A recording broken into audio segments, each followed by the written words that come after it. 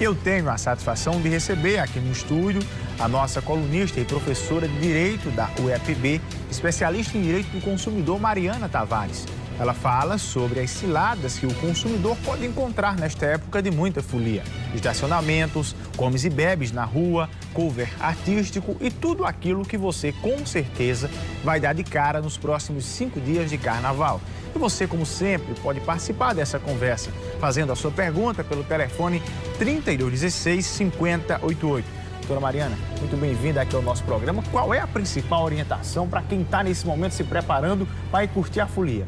Olha, muita atenção com tudo, muita atenção com situações que podem facilmente remeter você, consumidor, consumidora, ao desconforto, a certos engodos e certos perigos, por que não dizer.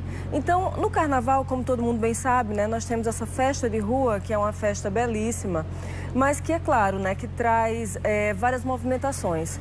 Nesse sentido, algumas pessoas aproveitam para ganhar um dinheiro extra e não tem nada de mais com isso, mas você, consumidor, que está sujeito a tantas coisas, eu recomendo, preste atenção.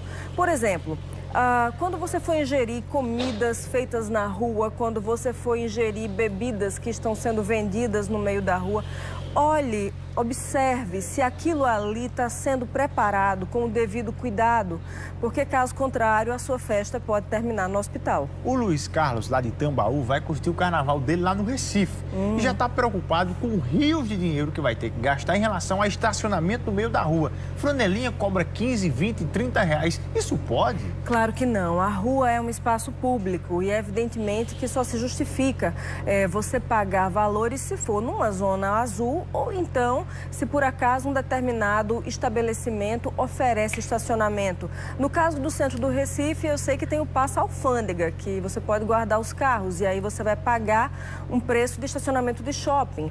Mas tudo bem, porque é um espaço reservado. Agora, no meio da rua, esse tipo de exploração é uma situação muito absurda e difícil de aceitar. Agora, por outro lado, veja você, como consumidor, Bruno, é refém da situação. Porque se ele diz que não vai pagar e deixa o carro lá, a gente sabe que existe um grande risco do consumidor voltar e encontrar o seu carro danificado, arranhado.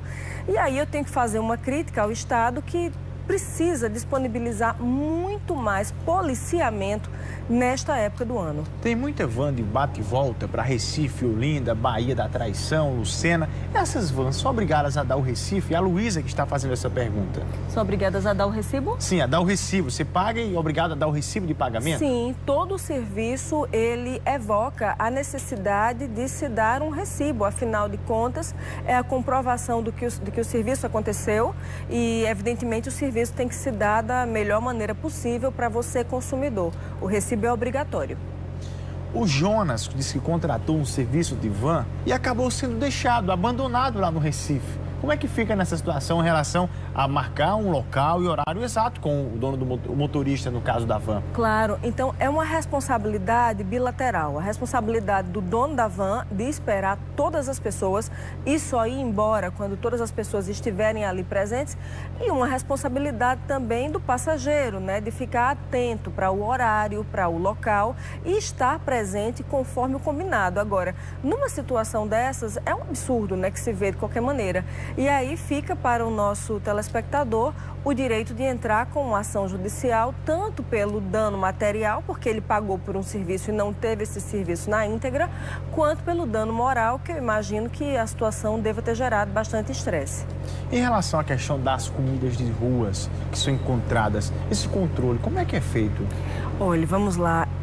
É claro que a vigilância sanitária deveria estabelecer toda uma fiscalização para garantir que os cidadãos, ao consumirem comida de rua, não viessem a adoecer.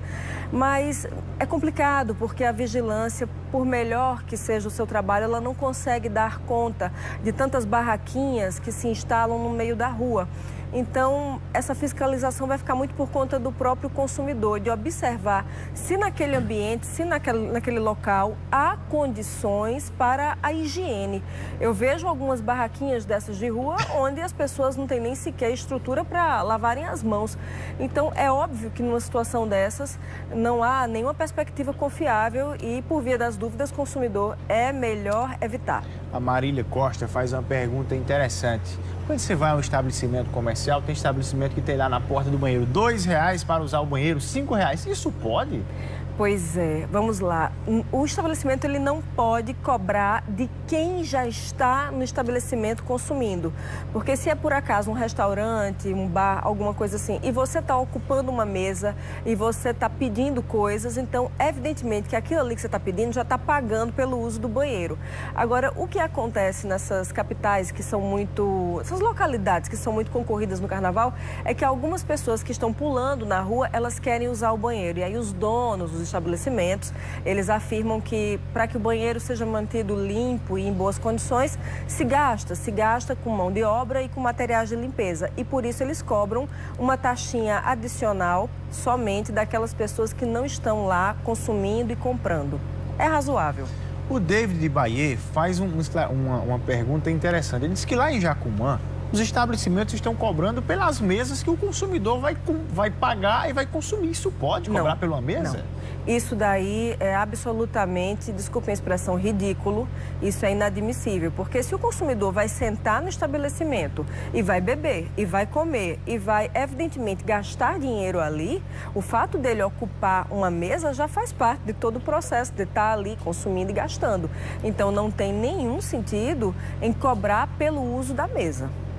Doutora Mariana, muito obrigado pela importante entrevista aqui conosco, esclarecedora. E bom carnaval para a senhora, até a próxima oportunidade. Até. Valeu.